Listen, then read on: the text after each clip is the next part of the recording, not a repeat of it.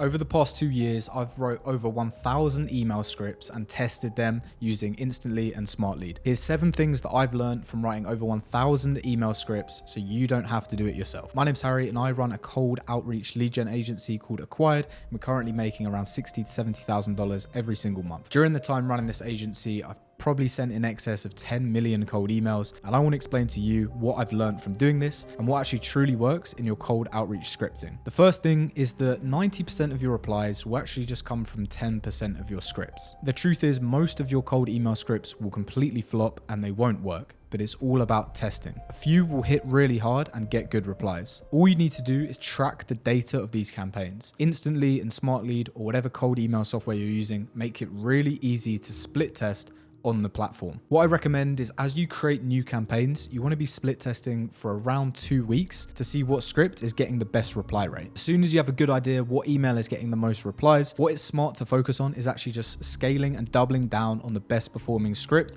after those 2 weeks. Because the truth is, you can spend ages creating new ideas and coming up with new ways of doing outreach, but your time is better spent executing and doing more. Alex Hormozi uses this example and he says that 80% of your time should be spent on actually executing on the ideas you already have, and only 20% of your time should be spent on creating new ideas. What most agency owners do is they have it the other way around. They spend 80% of their time thinking of new ideas, thinking of new angles, and only 20% of time actually executing. Because there's no magic formula for this. You just need to find a script that's working pretty well and over time slowly refine it and optimize it, and you're going to be able to do that by sending more volume. So you don't need to go over the top in terms of thinking about what the very best script to write is. You just need to test a few. I recommend 3 to 5 angles across the span of 1 to 2 weeks, and then start scaling the best performing one as soon as possible. The second lesson that I've learned is that your opener of the email is the most important thing by far. People's attention spans are close to 0 these days with the like of Instagram and TikTok, and you literally have less than 2 seconds to get someone's attention and get them to read on to the rest of the email. One of the best ways you can do this is to actually make your emails relevant to the prospect. So call out something that's actually happening in their business or something that you've seen about them, whether it's they're hiring for a position or they've received funding or they've posted something on LinkedIn. If you make it relevant to that company, it's actually going to make them way more likely to engage with the email and read on. The way we personally do this is using tools like Clay to find out extra intel about these companies that we're reaching out to. Our favorite ones to use are companies that are hiring, companies that have had new senior leadership, and companies that have had employees leave. I can put links to the Clay tables down below so you can use these yourself. The third lesson that I've learned is that clarity is way more important than the cleverness of your email. People only spend a few seconds scrolling over their emails, and it needs to be very clear what you do straight away. You don't want to create some really long, lengthy, clever sort of email that goes into a ton of detail about how you do what you do. You just want to keep it short and concise. You need to ensure that people are really understanding your value proposition in that email. It's better to just say something direct, like for example, "Hey John, we helped a similar company to yours book 15 sales calls last month without them having to hire any more SDRs. Or would you be interested to learn how we done this and how we could do the same for you?" This is short, concise, and straight to the point, which is exactly what you need in a cold email. The truth is, you don't need to overcomplicate it. And in fact, too much AI personalization can actually harm the effect of your email. Sometimes shorter, more concise is just better. And whilst we're on the topic of personalization, this is lesson 4, and it's that most personalization is just lazy. For example, people try and personalize with the first name, a company name, and maybe the industry of the business. And this isn't really going to work. Like I said on my second point, you need to make sure it's relevant to this business currently and actually something that's unique to them. Don't try and be funny with your personalization. I've seen some horrible examples where people have said, "Hey, first name," and actually put first name in brackets in there and saying, "Just kidding, hey Harry." That's awful personalization and it doesn't add any value. You want to just be focusing on personalization that adds value to the email. For example, you could say, "Hey John, notice you're speaking at SaaSCon," which could be a conference, "next week. Are you more focused on demand generation right now or client retention? What is your presentation going to be mainly about?" This is because to see success with your personalization, you need to actually dig a bit deeper than just going at the surface level. Once again, I think Clay is a great tool you can actually use to do this. So if you're looking for relevance in your emails, make sure you don't just do lazy personalization, and if you're going to personalize it properly. Once again, personalization doesn't need to be in every cold email, but where it's applied properly, it works really well. Lesson 5 is that your offer is 80% of the success with your cold emails. Your offer is by far the biggest lever. This is going to generate the most interest in your email. And the way you can make this perform really successfully is creating an offer that's actually a lead magnet. So you can actually offer your prospects something valuable that they're in need of for free as a lead magnet. For example, it could be a personalized Loom video, it can be a guide on how they can actually optimize performance of sales teams, or it can be an audit strategy session. But you want to make your offer something valuable to them rather than just directly pitching a call. That's one thing that will not work in your cold emails, is if you directly pitch a call, especially if you put your calendar link. If you're putting your calendar link in your emails, no one's going to book. Of course, once they've responded, then you can send your calendar link over. But before they've responded to you, I highly advise against putting your calendar link in your emails.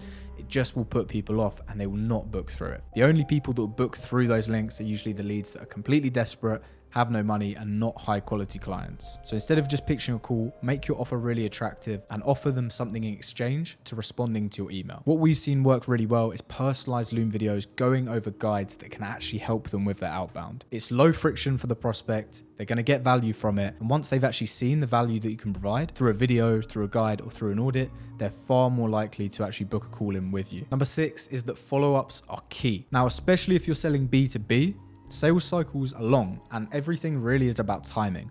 So you need to make sure that you're actually recycling your leads and following up with them regularly. For example, what we do is, say you have a market of 10,000 leads to reach out to. You might go through that every 30 days if you're sending a lot of emails.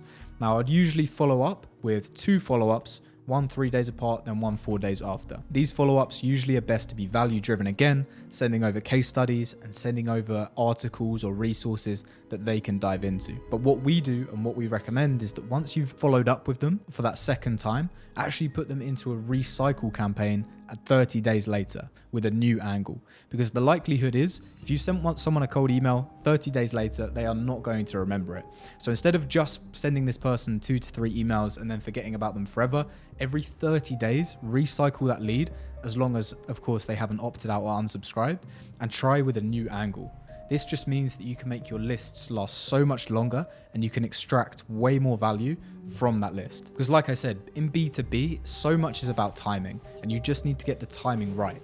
The way to get timing right is just to be more frequent with your outbound. So every month or every 2 months, reach out to the same leads, reach out to the same prospects with a new offer, new lead magnet, a new angle, and you'll notice that over time your results will increase. What you want to avoid though in your follow-ups is just saying things like, hey, just bumping this up, or hey, did you see my last email? You actually want to provide value. There's 2 reasons why someone isn't responding to your cold email. The first is because the timing is wrong, and there's not really too much you can control about that, as long as you're reaching out again when timing may be better. But the second reason people don't respond to their email is because it's just not good enough to actually create action from their side.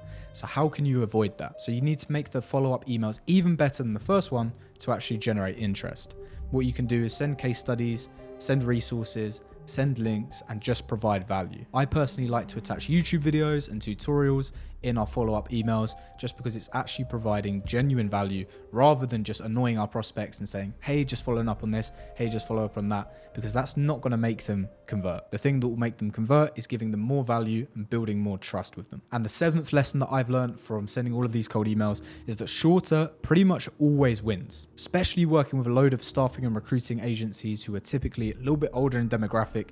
They write very formal, long emails. Now, what we've seen is that emails, even as short as 9 words, perform exceptionally better. Daniel Fazio also talks about this and is an advocate for very short cold emails, because once again, people just don't have time to be scrolling through long, wordy, lengthy emails and getting back to them. You want to summarize exactly what you do in just a sentence or 2 with a soft call to action, and that's all that's needed. You don't need to over explain what you do, and you don't need to add a ton of information in.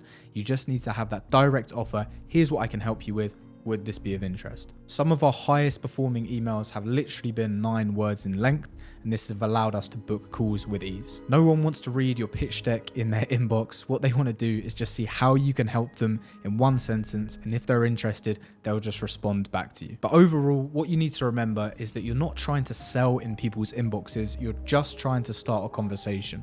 That's what all of these lessons really point to, is that you don't want to be too aggressive and too long and too formal in these emails. You want to keep it short, snappy, concise, and value driven. If you want to learn more about how you can generate top performing cold email scripts and get some guidance personally from me, then I'm taking on one-to-one personal mentorship clients where we can write cold emails for you and show you exactly how you can generate more leads for your business. If you think that's going to be of interest to you, click the link below, book a call directly with me. I'll be very happy to speak with you. If not, hope this video has been useful to you. Drop a comment on what you want to see next, and I shall see you on the next one.